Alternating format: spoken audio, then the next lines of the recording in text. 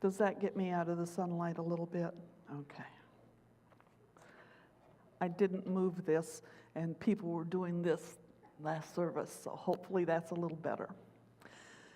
Many of you are aware that I volunteer at Sister Jose's homeless shelter for women. If you're not familiar with it, a few details. Sister Jose started out in a 750 square foot house. 750 square feet. There was one bathroom. There was one washing machine. But that's where they started. And then funds were raised and a warehouse was bought. Sister Jose's now is located in a 9,000 square foot renovated warehouse.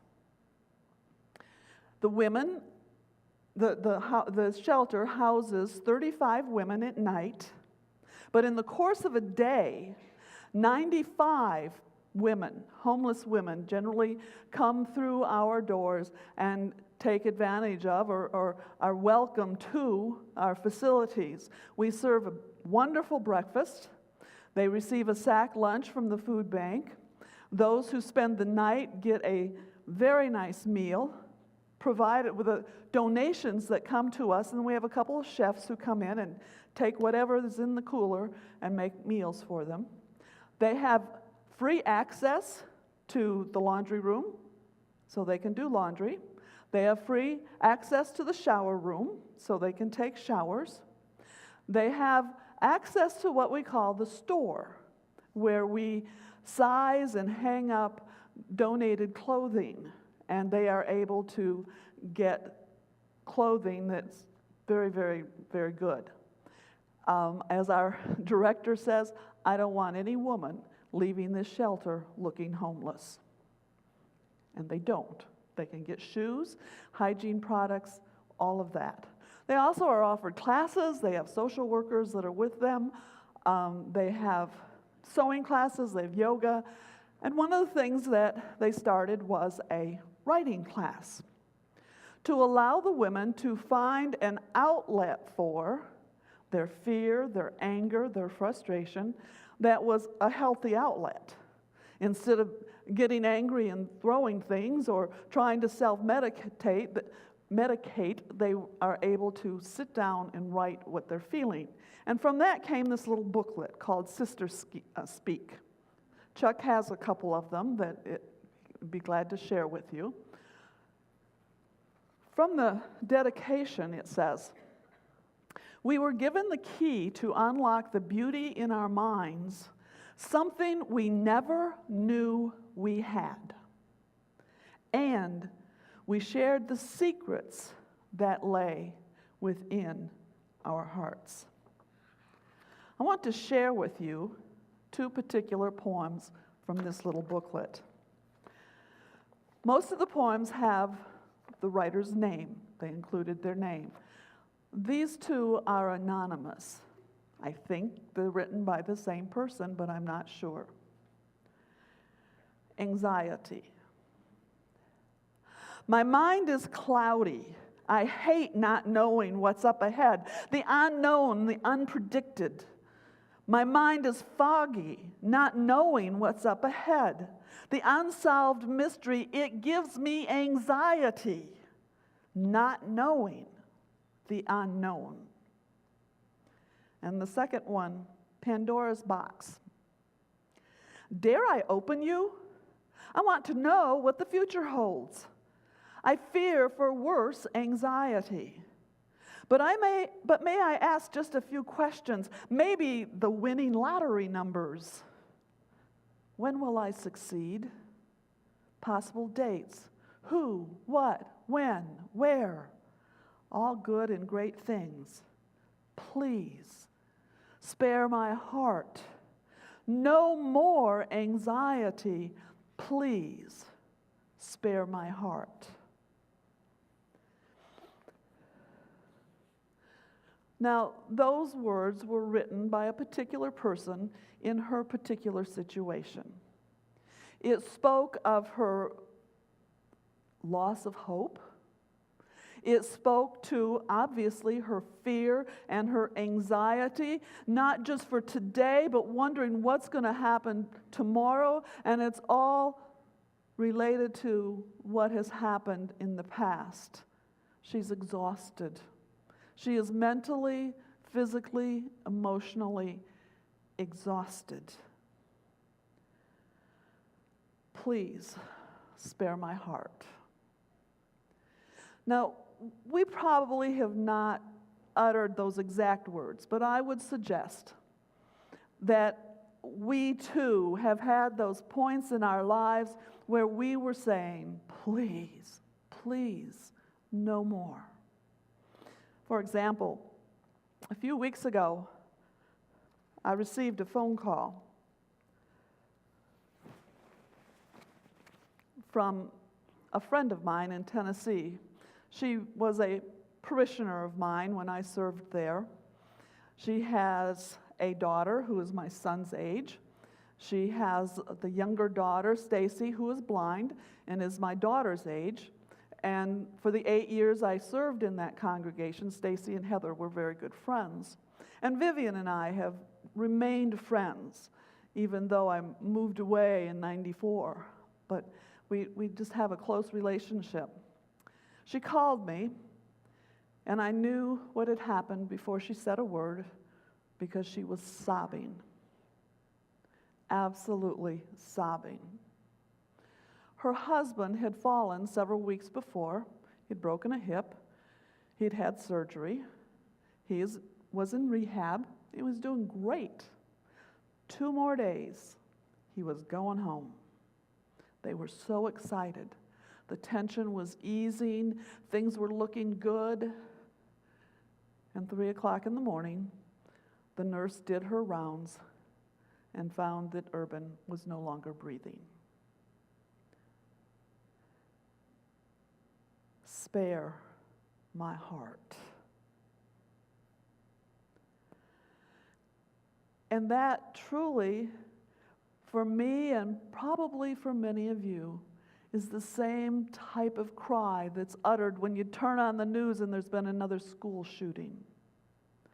When you see the immigrant children who've been separated from their parents and you hear the audio of them crying, "Mama, Papa."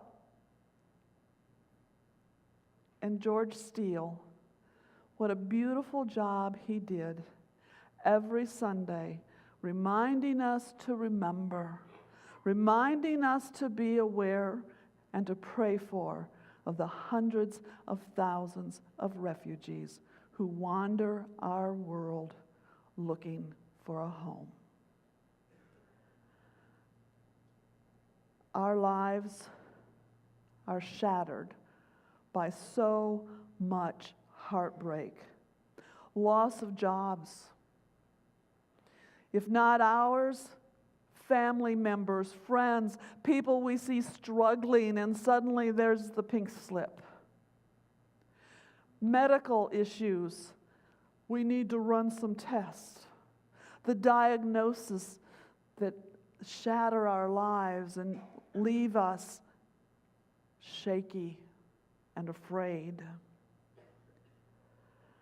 In the midst of all that stuff in our world, in our lives, that would leave us shaken, exhausted, totally worn out, today we're exploring the Sabbath.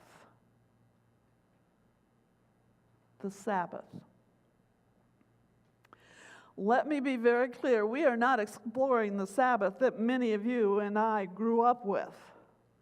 The Sabbath full of all those rules of what you're not supposed to do. I have a sister-in-law who to this day will not go in a store on a Sunday. Most of us didn't have to worry about that a long time ago, did we? Because the stores weren't even open on Sunday. We're not talking about that kind of a Sabbath.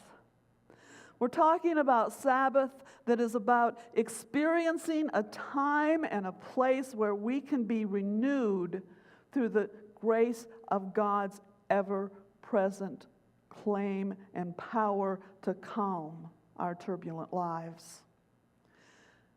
Walter Brueggemann, a wonderful theologian, says, Sabbath is not simply the pause that refreshes.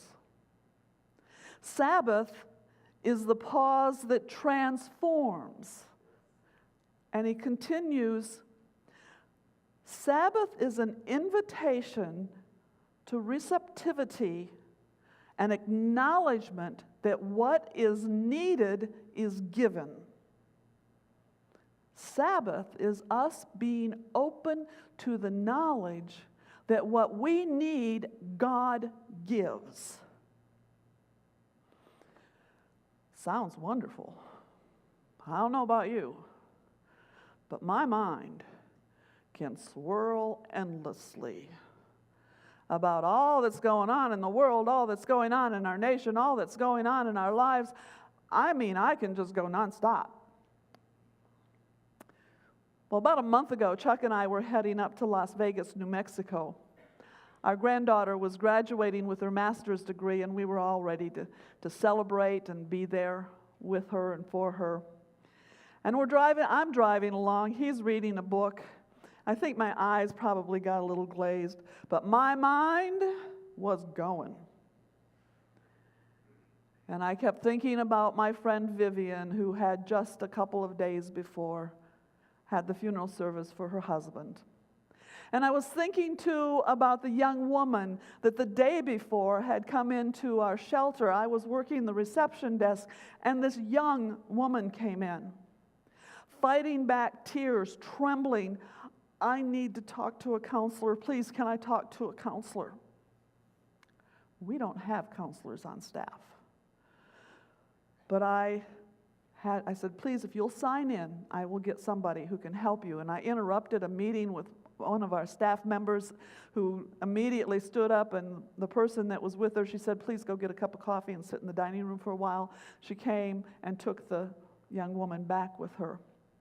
Within 2 hours' time, the woman was leaving our shelter under police escort so that she could go back to her home and get some of her belongings and then be taken to a safe shelter for victims of domestic violence.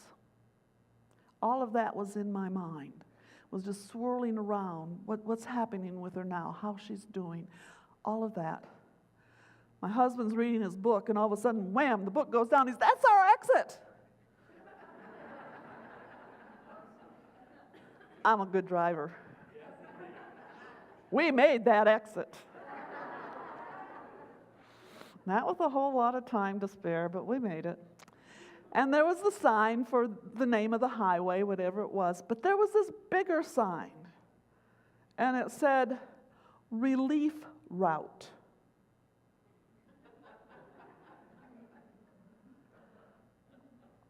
Now, I have no idea what that relief route is from or to or because of. But I found myself, the old head starts whirling again. I'm going, that's what we need. That's what we're all looking for. We want a relief route that will allow us to have a time of Sabbath rest, a rest that calms our fears and our anxiety, relief that transforms our turbulent lives. Please, no more anxiety. Our gospel reading that was done so beautifully well, I feel speaks to that need for a relief route. We all have at least a vacation Bible school understanding of that story. Jesus in the boat, Jesus wanting to go to the other side, Jesus in the boat, Jesus sleeping, the storm comes up, the fishermen know what happens when storms come up. Boats turn, boats go under, and they're terrified. Well, the early church used this story, passed it on as a comfort and a promise to the early followers of Christ. They were in trouble all the time, politically, with religious leaders. After all, they were proclaiming that this person that had been crucified was risen. People didn't like that idea. And then they were doing this ritual, this practice of this is his body, this is his blood. They're cannibals. All of this was going on for the early church. It was turbulent times. They were in fear of their lives. And our lives. Our lives are often just wrecked by anxiety and fear. Fear of all that chaos that we do know, and fear of that we don't know because we're just waiting for the next thing to erupt.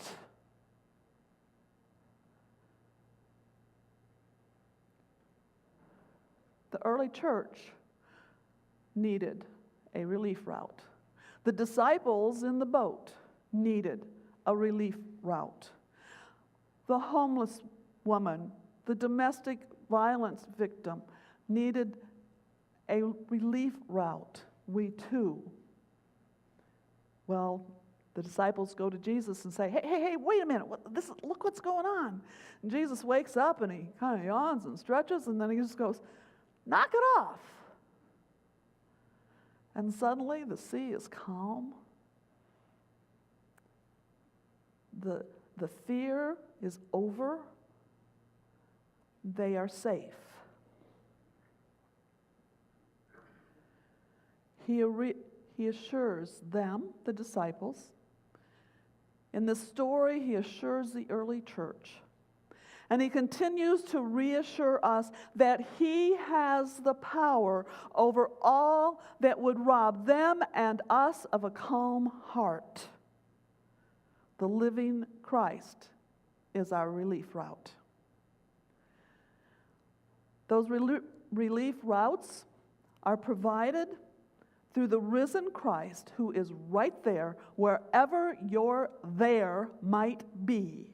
He is there, he is in the boat, and when you're rocking and you're unsure, he is there with you to offer you strength and to help calm your fear. God's grace. God's grace provides us with family and friends who hold us up when we cannot stand on our own power. God's grace stirred up the soul of one woman who was out feeding soup at the parks to the homeless men. And she asked the question of the person she was with, what about the women? And the guy paused and kind of hung his head and said, we don't have anything for the women. It took her about 5 seconds to say, that is not acceptable. And very soon there was the 750 square foot house, and then there was the 9,000 foot shelter. And because of hers being filled with God's Spirit saying something needs to be done, the woman filled with anxiety has a safe place to go. She can sleep. She can take a shower. She can talk to agencies that can offer her some relief and some help for the next day. She can get a warm meal. And I tell you, there's nothing like Miss Jackie's oatmeal. Somebody else fix it, the woman won't even eat it anymore. They say, that's not, did Jackie make that? But they receive a place to regroup, to rethink, to structure their lives so that they can become the people that God calls them to be. Christ's words, peace, be still. They continue to promise to carry us through the night no matter how dark, how fearful that night is.